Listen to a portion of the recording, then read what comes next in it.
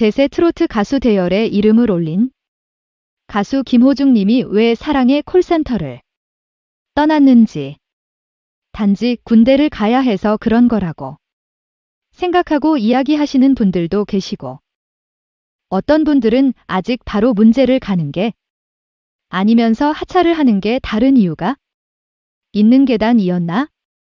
도저히 이해가 안 간다는 분들도 많이 있었습니다. 그 밖에 여러 법칙을 비롯한 여러 말도 안 되는 이야기들을 하시는 분들도 계셨는데, 많은 논란 중에는 대부분 폭력대의 이미지로 인해 만들어진 이야기들이 많죠. 가수 김호중은 어렸을 때 내 순비가 없어 어려움을 겪다. 우연한 기회로 영화의 내용처럼 잠깐 조직폭력배 아람하게 되었고 최악 울기까지 처하게 되었던 것은 사실입니다. 하지만 하늘에서 지켜볼 테니 똑바로 살라는 친할머니의 유언에 성하게 만 매진하게 되어 김호중 씨의 이러한 인생 스토리는 영화 파바로티로 제작되기도 했습니다. 할머니의 간절한 바램과 같이 2년여간의 유학 후 대중에게 더욱 다가가고 싶은 나의 성악보다 대중에 조금 더 가까운 음악에 대해 고민하던 중 내일은 리스터 트롯을 보고 지원하게 되었다고 합니다.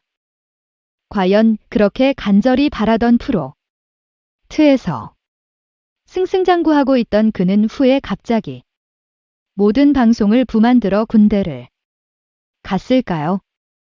강산기비에서 자세히 전해드리겠습니다. 여러분 그 사실을 알고 계셨나요? 대한민국의 성악가이자 트로트 가수인 김호중은 영화 파파로티의 주인공이 이장어의 몹기부가 되었고 영화 파파로티의 실제 주인공입니다. 초등학생 때는 축구선수, 중학생 때는 대통령 경호원이 봄이었다고 하는데, 중학교 때 이종격 투기 선수로 부산에서 열린 전국대회에서 우승까지 할 정도로 지금 몸매와 다르게 버릴 때는 날렵해 따고 합니다. 이후 선수로 뛰어도 손수에 없을 정도의 실력인데도 불구하고 중학교 때 학교 밖을 나돌다가 우연히 내 손도 이 말하는 오페라 노래 행장 합니다. 매료되어 성악을 시작하게 되었습니다.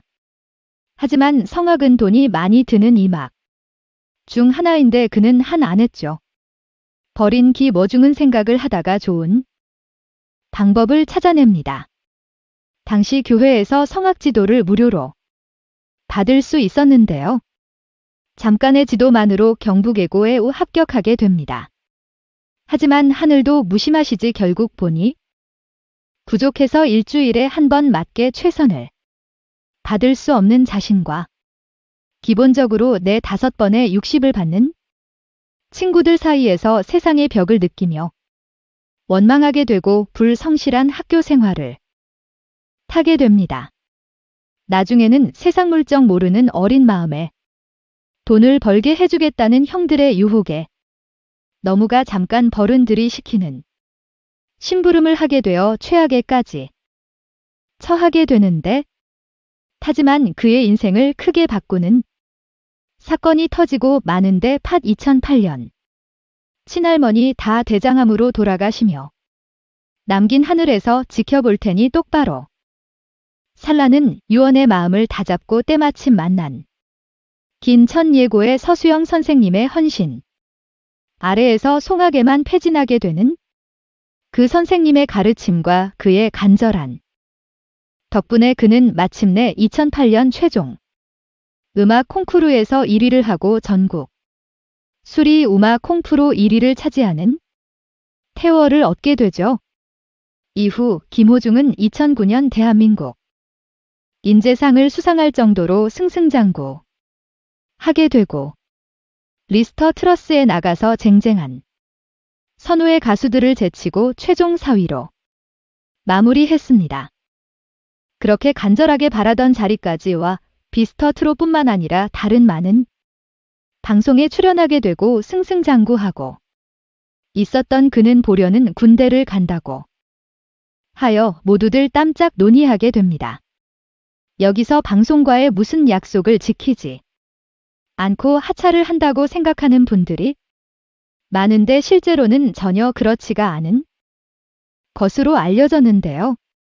사랑의 홀센터 방송은 처음에 제작 당시 13회 정도로 잡혀 있었고 제작진들도 대본 문제로 일단 13회 정도까지 잡아놓았다. 고전 읽기 처음에 트롯맨들이 계약을 할 당시 사람 센터 회차를 대략 13회 정도로 잡았을 확률이 매우 높았던 상황이었습니다.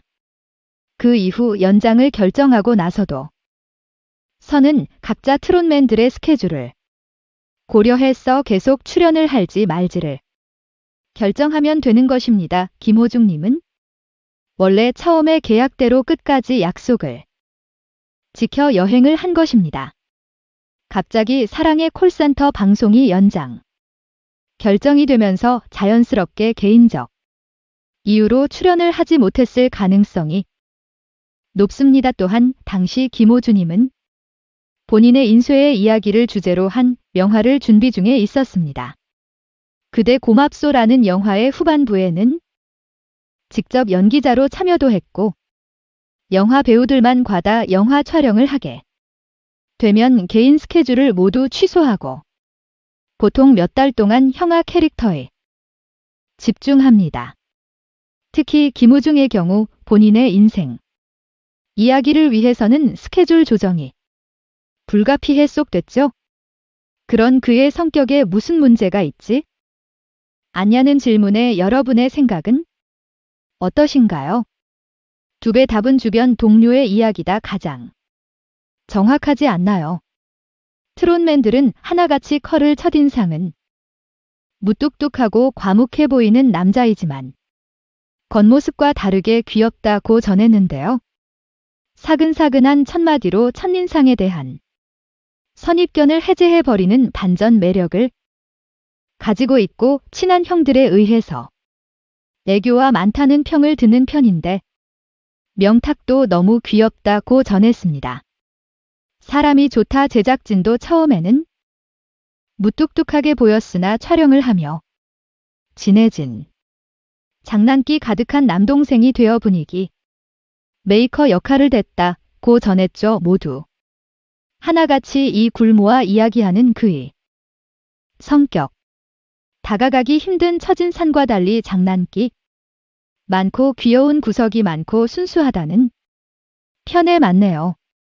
이렇게 많은 논란 속에서 묵묵히 본인의 이야기를 담은 영화를 만들고 바쁘게 군대에 입대하여 국방의 의무를 다하고 마침내 6월 9일 이제 우리 옆으로 돌아옵니다.